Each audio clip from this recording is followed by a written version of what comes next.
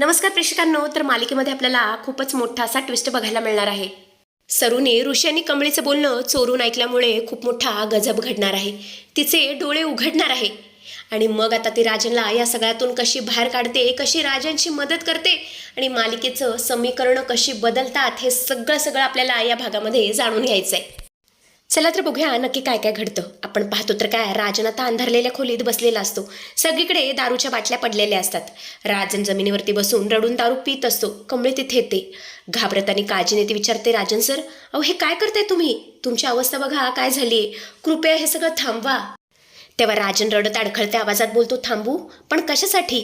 कमळी, हे सगळं मी कशासाठी थांबू? ज्याच्यासाठी जगायचं होतं ते सगळं संपून गेलंय. आज मला माझी गौरी भेटली होती. कमळी आश्चर्याने विचारते, काय? गौरी काकू कुठे? मग तुम्ही त्यांना घरी का नाही आणलं? तेव्हा राजन हताश होऊन हसतो आणि बोलतो, घरी? अगं ती मला विसरून गेलीये.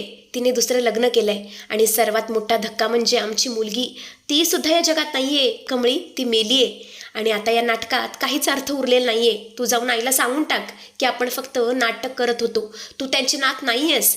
आईला जे काय वाटतंय ना ते वाटू दे, आता मला कशाचीच फिकर नाहीये. पण कमळी मात्र हे सगळं खूपच धीराने घेते. ती राजांच्या हातातला ग्लास काढून घेते आणि बोलते, सर, अहो असं खचून कसं चालेल? तुम्ही स्वतःला संपत आहात. काहीतरी मार्ग निघेल, पण तुम्ही दारूच्या आहारी जाऊ नका. आजींना काय वाटेल याचा विचार करा. तुम्हाला जर काय झालं तर आजींची अवस्था काय होईल याचा विचार करा. माहिती आहे ना, गेल्या काही आठवड्यामध्ये आजींची कशी अवस्था होती आणि त्या किती मुश्किलीने या सगळ्यातून बाहेर आल्यात. तुम्हाला पुन्हा त्या अवस्थेत त्यांना टाकायचं आहे का? मी हे नाटक असंच मध्ये सोडू शकत नाही आणि तुम्हाला सुद्धा एकटं पडू देणार नाही. तुम्ही स्वतःला सावरा. असं बोलून कमळी तिकडून निघून जाते. पण राजन काही तिचं ऐकत नाही. तो पुन्हा दारू प्यायला सुरुवात करतो. दुसऱ्या दिवशी आपण पाहतो तर काय, कमळी आता सकाळी ऋषीच्या घरी आलेली असते.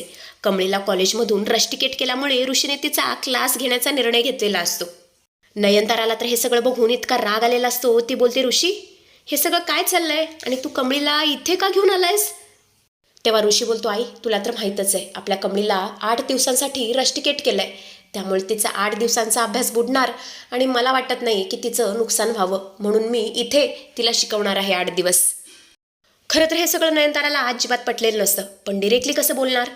त्यामुळे ती बोलते, ऋषी, नाही म्हणजे तू कमळीला शिकवतोयस ही चांगली गोष्ट आहे, पण कसं आहे ना, आज माझी घरात खूपच महत्त्वाची ऑनलाईन मीटिंग आहे, त्यामुळे मला डिस्टर्ब होणार. त्यामुळे तुमचं आजचं जे काही प्लॅनिंग असेल ना ते कॅन्सल करा. पण ऋषी मात्र काही केलं ऐकायला तयार नसतो. तो म्हणत असतो, आई, अगं आम्ही हळूहळू स्टडी करू, तुम्हाला अजिबात डिस्टर्ब होणार नाही. तेवढ्यातच नयनतारा रोहितला खुणवते आणि मग काय, रोहित सुद्धा लगेच नयनताराला दुजरा देत बोलतो, हो ऋषी, आज मला घरामध्ये इंटिरियर डिझायनिंगचं काम सुरू करायचं आहे. त्यामुळे दिवसभर इथे मजुरांचा वावर असणार आहे, त्यामुळे अभ्यास होणारच नाही. तुम्ही तुमचं आजचं प्लॅनिंग कॅन्सल करा. पण ऋषीला काय त्या दोघांचं म्हणणं पटत नाही. तो बोलतो, मॉम, रोहित, कमळीचं शिक्षण थांबणार नाही. कॉलेजने तिला चुकीच्या पद्धतीने रश तिकीट केलंय. तिची काही चूक नसताना तिला रश तिकीट करण्यात आलंय आणि तिचा अभ्यास बुडेल असं मला अजिबात वाटत नाही. त्यामुळे तिचा अभ्यास तर इथेच होईल. ऋषी सर्वांसमोर कमळीचा हात घट्ट पकडतो. तिला सरळ वरती स्टडी रूममध्ये घेऊन जाऊ लागतो आणि बोलतो की आम्ही वरती स्टडी करतो, त्यामुळे तुम्हाला डिस्टर्ब होणार नाही. तुम्हाला खाली जे काय करायचं असेल हॉलमध्ये करा, आम्हाला काहीच अडचण नाही. दोघेही वर निघून गेलेले असतात. ताराला तर इतका राग आलेला असतो. ती रागाने लाल बुंद झालेली असते. तेवढंच तिला साधना दिसते.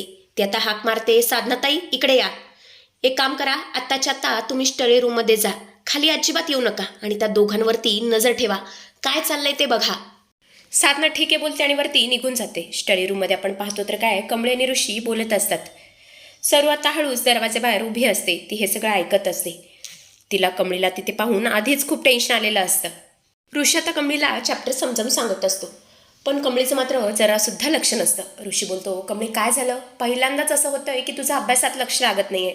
तेव्हा कमळी रडवेल्या आवाजात बोलते, ऋषी सर, माझं अभ्यासात अजिबात लक्ष लागत नाहीये. खरं तर मला राजन सरांची फार काळजी वाटते. त्यांची अवस्था खूप खराब झाली आहे. ऋषी बोलतो, का? काय झालं? राजन सरांबरोबर अचानक काय झालं? नाही म्हणजे कालपर्यंत तर ते मीटिंग करत होते, सगळे ठणठणीत होते आणि अचानक त्यांना काय झालं? तेव्हा कमळी विचार करते, ऋषी सरांना सांगू की नको? सांगूनच टाकते. ती बोलते, त्यांना काल मंदिरामध्ये गौरी काकू भेटल्या होत्या, पण त्यांनी सांगितलं की त्यांनी दुसरं लग्न केलंय आणि राजन काकांना त्यांना विसरून जायला सांगितलंय. आणि जेव्हापासून त्यांना ही गोष्ट कळाली ना, त्यांना हा धक्का पचलेलाच नाहीये. तेव्हापासून सर फक्त दारूच पित आहेत आणि हीच परिस्थिती राहिली ना तर राजन सरांचं खूप अवघड होईल. त्यांचं काही झालं ना तर काही खरं नाही. आजींना तर हा धक्का सहनसुद्धा होणार नाही. हे सगळं साधना ऐकते, मनातल्या मनात बोलते, अरे बापरे, हे सगळं काय होऊन बसलं, हे मी काय करून बसलो. माझ्या एका खोट्यामुळे यांची अशी अवस्था झाली आहे. मला वाटलं सुद्धा नव्हतं की गोष्टी इथवर पोचतील. नाही नाही, आता मला शांत बसून चालणारच नाही. कमळीला सत्य सांगावंच लागल. हीच ती खरी वेळ आहे. आता गप्प बसून चालणार नाही. असं म्हणतच ती सरळ आतमध्ये येते. तिच्या डोक्यावरती पदर असतो. ऋषी तिला पाहतो आणि बोलतो, साधनाताई, अहो आत या ना, बघा कोण आलाय, तुमची आवडती कमळी. फायनली आज तुमच्या दोघींची भेट होणार. कमळीला तर खूप आनंद झालेला असतो. ती लगेच साधनाताईच्या समोर जाऊन उभी राहते. आणि आता मात्र साधना तिचा चेहरा लपवत नाही, सरू तिचा चेहरा लपवत नाही. ती सरळ डोक्यावरचा पदर काढते आणि चेहरा बघून कमळीला खूप मोठा धक्का बसलेला असतो. ती धक्क्यांनी मोठ्याने ओरडते, आय तू इथं काय करतेस? आणि हे सगळं ऐकून आता साधनाला सुद्धा राहवत नाही. ती रडतच कमळीला मिठी मारते आणि बोलते, मला माफ कर ग पोरी, मी तुझ्या समोर होतो पण तुला सत्य सांगू शकलो नाही. ऋषी तर हे सगळं पाहून पूर्णपणे चाटच पडलेला असतो. तो बोलतो, हे सगळं काय चाललंय? तुम्ही कमळीची आहे, तुम्ही तर साधना मावशी आहात ना, हा सगळा काय प्रकार आहे? ऋषी पूर्णपणे गोंधळून गेलेला असतो. कमळी बोलते, आहे अगं, तुला शोधण्याचा मी किती प्रयत्न केला, पण तू गाव सोडून इकडं का आलीस आणि माझ्यापासून अशी का लपून राहिली होतीस? इतके दिवस आपण एवढ्या जवळ होतो पण तू एकदा सुद्धा माझ्या समोर आली नाहीस किंवा मला सांगण्याचा प्रयत्न केला नाहीस. सरू मात्र हुंदके देत देत रडू लागते आणि बोलते, कमळे अगं काय सांगू, परिस्थितीच तशी होती. कमळे, तुला आठवते आपल्या गावाकडच्या घराला आग लागली होती? ती आग अचानक लागली नव्हती, ती त्या कामिनीने लावली होती. आपल्याला जिवंत जाळण्याचा तिचा डाव होता, मला मारण्याचा तिचा डाव होता आणि म्हणून मला माझा जीव वाचवण्यासाठी इकडं पळून यावं लागलं. कोण कमळी पूर्णपणे गोंधळून गेलेली असते. ती बोलते, आहे अगं हे काय बोलतेस तू? ती कडू आजी, कामिनी आजी, तिचाने आपला काय संबंध? सरू मात्र आता दीर्घ श्वास घेते, कारण तिला सत्य सांगायचं असतं. आणि ती बोलते, कमळे मी सरू नाहीये, मीच गौरी आहे. आणि हे ऐकून कमळी, ऋषी या दोघांना ॲट ए टाइम धक्का बसलेला असतो. ऋषी तर जोरात ओरडतो, काय तुम्ही गौरी काकू आहात? आणि एकदमच त्याला क्लिक होतं. तो बोलतो, बरोबर आहे. नाही म्हणजे तू जर अन्नपूर्णा आजींची नात असशील तर तुझी आई म्हणजे गौरी ही राजन काकांची बायको असणारच ना. तेव्हा कमळी बोलते, नाही सर, मला सुद्धा ही गोष्ट माहीत नव्हती, कारण मी आणि राजन काकांनी नाटक केलं होतं. मला माहिती आहे तुम्हाला हे ऐकून जरा वाईट वाटलं असेल, पण आमचा हेतू वाईट नव्हता. हा फक्त आजींना वाचवण्यासाठी एक बनाव होतं, एक नाटक होतं. पण आहे मला एक गोष्ट कळत नाहीये, तू राजन काकांना खोटं का सांगितलंस की तू दुसरं लग्न केलंस म्हणून? कारण तू तर दुसरं लग्न नाहीच केलेलंस.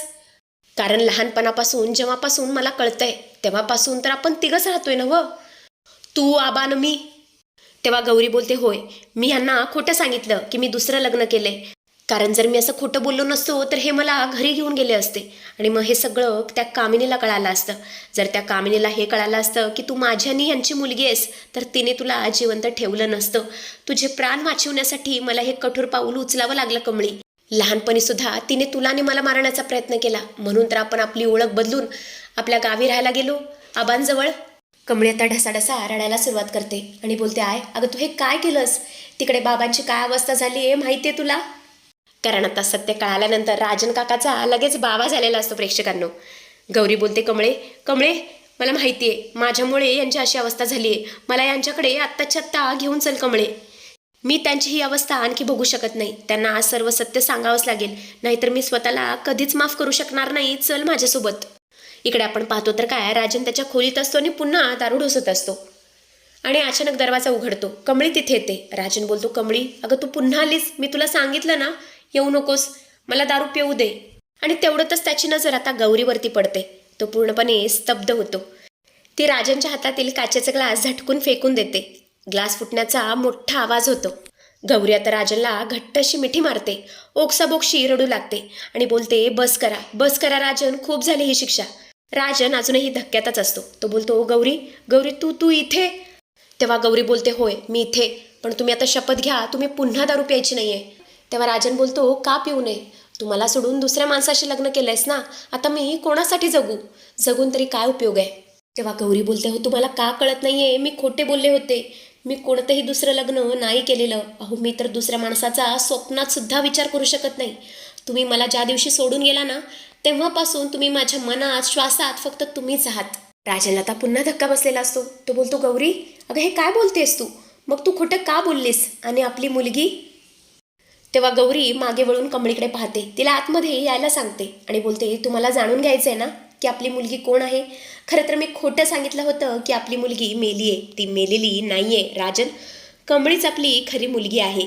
कमळी आपल्या पोटची मुलगी आहे, जिचा तुम्ही फक्त नाटक म्हणून प्रयोग करत होता.